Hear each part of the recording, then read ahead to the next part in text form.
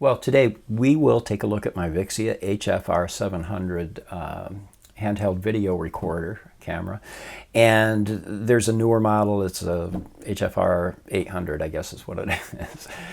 They both function very similarly, but I've got two of these, and I'm recording with one right back up here, and I'm showing you the other one right here.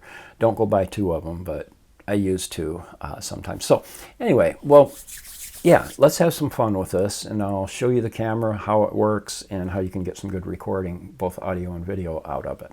So the first thing, if we look at the outside of this, it's a Vixia HF R700 right there, okay? And the first thing that you'll notice is there's a battery in the back. This battery takes a couple hours to charge, so if you're going to shoot some video tomorrow and you've got one of these cameras, get it charged up today, okay? Don't wait till the last minute because it will not charge that fast. So to take the battery out, now I have two of these batteries. I have this one and a backup, but you slide this little, there's a slide here. You slide this down and then you just pull the battery out. That's what it looks like, okay? And then you can pop it back in. Now, when you want to charge the battery, you just leave the battery right in the camera. Here's the charger. Of course, one end plugs into the wall right here, and the other end with this little, this is the end that you plug into your camera. Hey, Mike McMillan here. Very quick, 20 seconds. We all need, want, desire more views on our YouTube videos. Well, I've put together a 28-page booklet, things that have worked for me and I know can work for you. So it's a 28-page PDF file, ebook, that you can download for free. It's got 12 different in-depth topics that I know will help you get more views on your YouTube videos. So just click on the link in the description below this video. You can download it for free and get on it today. Okay, one other thing about the battery and the charger is right now, when I pick my camera up, I really can't tell if it's charged or not charged, the battery. But here is my power cord. The other end is plugged into the wall, and I'm going to plug this in so that it charges my battery right here. Get that plugged in, and when I plug that in right away, you can see there's a little red LED light right here, and that means that it's charging. It doesn't mean the battery's dead, it just means it's not charged completely, and right now it's charging. When this red light goes off, and to charge it completely could take a couple hours. When that red light goes off, it means it's fully charged. I'll show you another way you can tell exactly how much it's charged inside the camera when we get in there, okay? So we've looked at the battery on the outside. On the bottom, there's a female threaded screw thread right here. And this can screw into the top of your tripod, okay, and hold it securely. And that's what I do. I put it on a tripod. I'll show you the tripod in a minute. And then right here, there's a lens cover, okay, and a little flipper switch right here. And you can see that you can close this or open it. I keep it closed all the time, keep dirt and dust, things out of there. But basically on the outside, there's where you charge it. This is where you turn the camera on and off, and this will open up, okay, and here you can see, you know, what you're going to be shooting right there, okay. So basically when we go in there, the first thing it says there's no memory card. Now these do not come with a memory card inside. There's no internal memory, so you have to buy an SD card to put in there. These are probably 20 bucks at Best Buy or Amazon or something. So I'm using this Pixtor 64 gig SanDisk SD card, okay? And that just goes right in there until it clicks, and then you close this cover, and then you're ready to go, okay? Now, down here, I don't use all of these, but the very first one, it says mic. Now, if you're very close, and I'm only about 2 feet away from the camera that's recording this, you can get decent sound. But you get 3 feet, 5 feet, 10 feet away, and the sound you get from your Canon camera here is not going to be that good. It might be acceptable to you, but the solution to that is, and let me unplug this from my camera. The solution is to get a lavalier type mic like this. And one end, this does not come with your camera. It runs about $20. I'll show you where you can get them. You can get them on Amazon or any place. One end clips onto your shirt collar, your dress, whatever you got on. And that's what picks up the sound. Now this cord that I use, and I'll show you where to source this, the cord I use is like 20 feet long. It's plenty long enough to do anything you want. The other end right here plugs into your camera, and it plugs in this very first port right here. You can see it right there. It plugs in right there. The other end plugs or attaches to your shirt or whatever.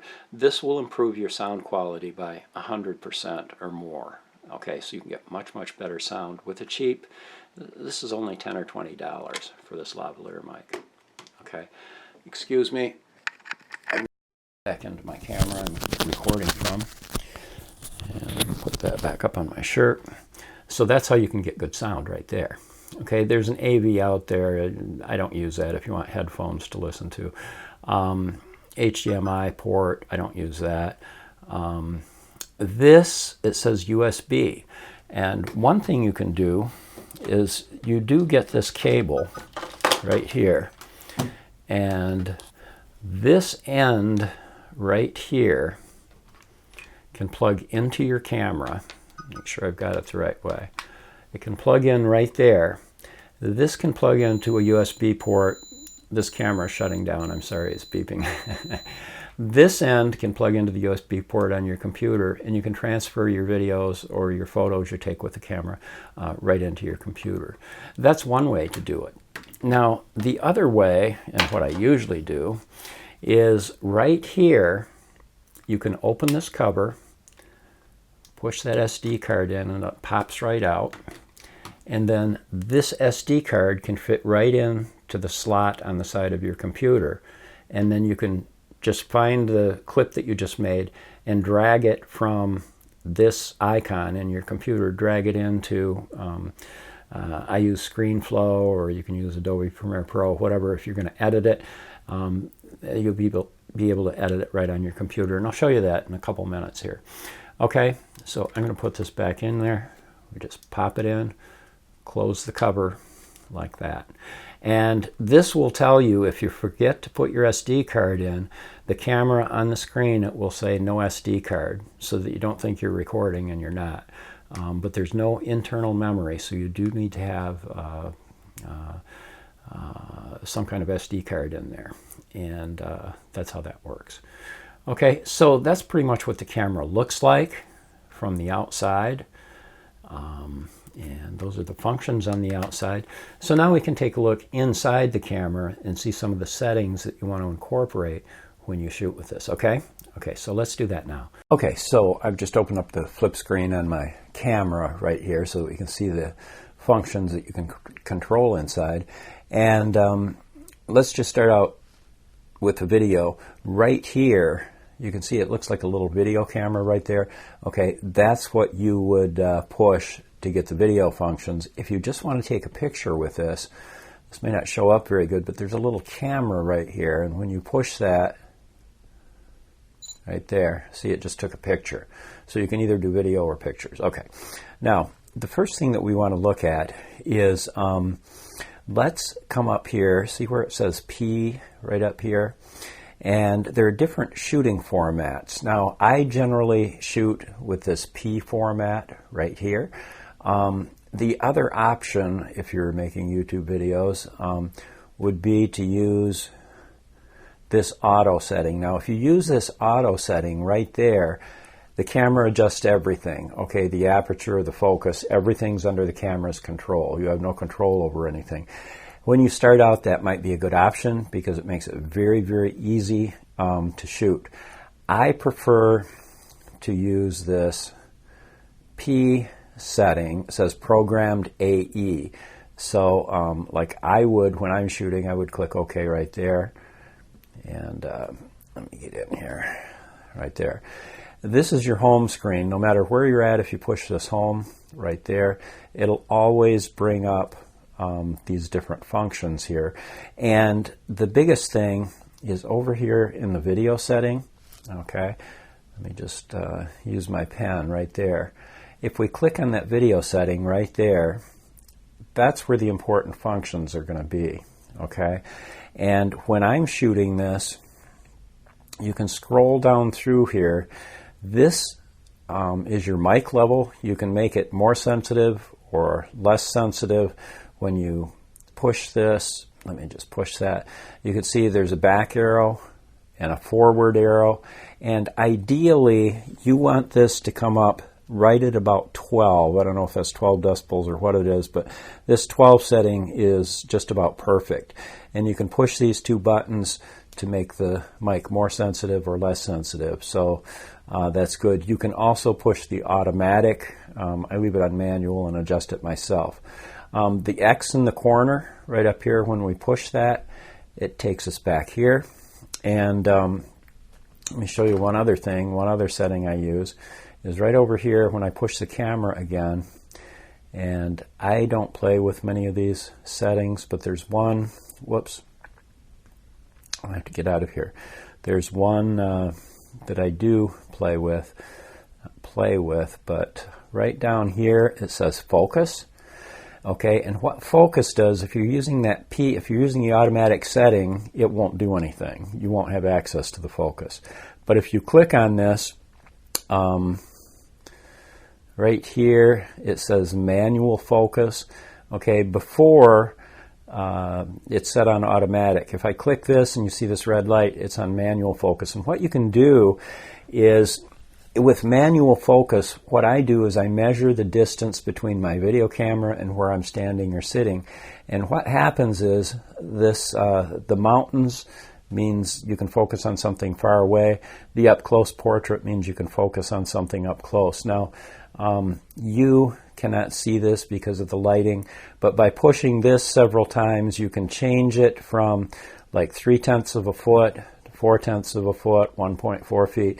As far away as you are, you can adjust this so that 50 feet, 15 feet, and I'm sorry, but because of the lighting I've got in here, those numbers aren't showing up in there. But you can adjust your focus that way, and that's what I do. And I have a tape measure, and I measure if I'm 8.2 feet away from my camera. I use this adjustment right here to get to 8.2, and then I've got a perfect focus right there. Okay, so we'll come back here, and you can see right here as I'm talking that I want my voice to peak out right around 12, and right now I'm pretty close. I could adjust it and try to get it up just a little bit, but this would work right here. Okay, so basically when I get ready to shoot, and I'm going to move my camera over here, I have my power charger plugged into the camera right now because the battery was dead. That's the green light right there. But when I get ready to shoot, right here, there's this red button. It's got red in the center. And when I push this, and by the way, one way to zoom in and zoom out, or the way to zoom in and zoom out, is right here on top. You can move this little flipper one way or the other way, and it lets you zoom in or zoom out as you're shooting. But what happens is, when I push the red button, what happens is, see this flashing red light?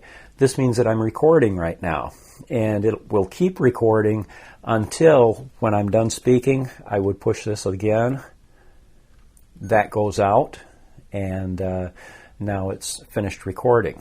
Now, the way you can do this is, I showed you that USB port right down here, and you could plug a, let me get this up a little bit so you can see it. You can plug that USB connector, and it goes in here, and then the other end goes into the USB port on your computer, and you can transfer that via cable. What I usually do is, when I'm done, right up here, there's the on-off button right there. The button down here, if you push this, the one with the little arrow, it lets you preview what you just shot. So you could actually look in the camera viewfinder here and check out the video you shot to make sure it looks and sounds the way you want. But what I do when I'm done, I turn the camera off right there, and you want to have the camera turned off when you do this.